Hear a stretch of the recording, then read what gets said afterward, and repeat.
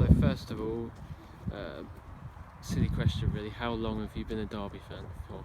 My dad took me in 1968 to a pre-season friendly, and as far as I remember, I got a season ticket straight away in the boys' pen, moved around areas of the baseball ground, and I also started watching the reserves, as it were then, and the under-18 youth team in the late 70s, as far as I remember, yeah.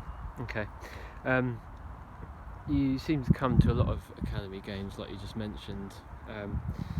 What do you think it is about academy football that's so appealing? I'm basically just a supporter, and I like to watch my club at whatever level is available. Yeah. To a degree, I do draw the line at under 17s, but when possible, especially on a Saturday morning when the under 18s are at Moor Farm with an 11 o'clock kick-off, and then the first team are at Pride Park at 3 o'clock, that's ideal for me. It's also nice to see developing players, see them come through, see what you think is in the pipeline and things like that. Yeah, and as a fan of the club, how important is it, the sort of development of young players through to the first team?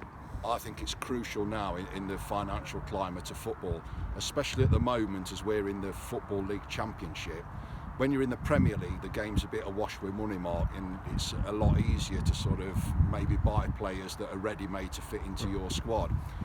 At the moment, I believe we need a mixture of, in the first team, we need a mixture of players who are experienced at the level we're currently at. We need to develop our own players to come through, and then we also need to get players on loan for the first team that we normally wouldn't be able to purchase, i.e. like Mason Mount, Harry Wilson, and that.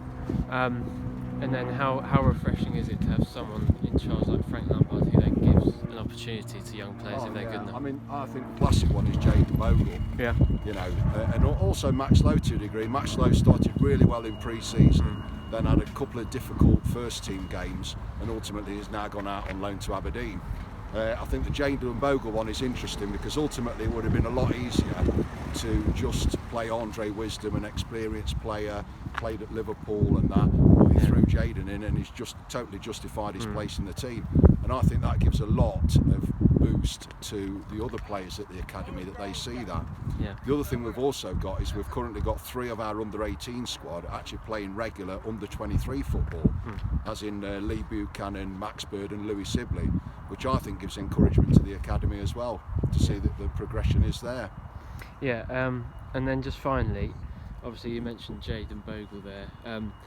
When you see players come through the academy and sort of establish themselves at first team level, does that give you sort of a thrill as a fan at all? I think it does give a thrill as a fan, yeah.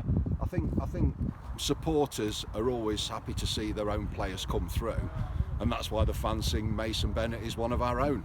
Yeah. Because ultimately it's a chance of a moment, but also he has come through the ranks, and he has been here since a young age. Yeah. And I think fans can acknowledge that, or relate to it rather, easier than they do players who maybe come on just a 2-year contract and then gone soon again, Mark. So. Yeah.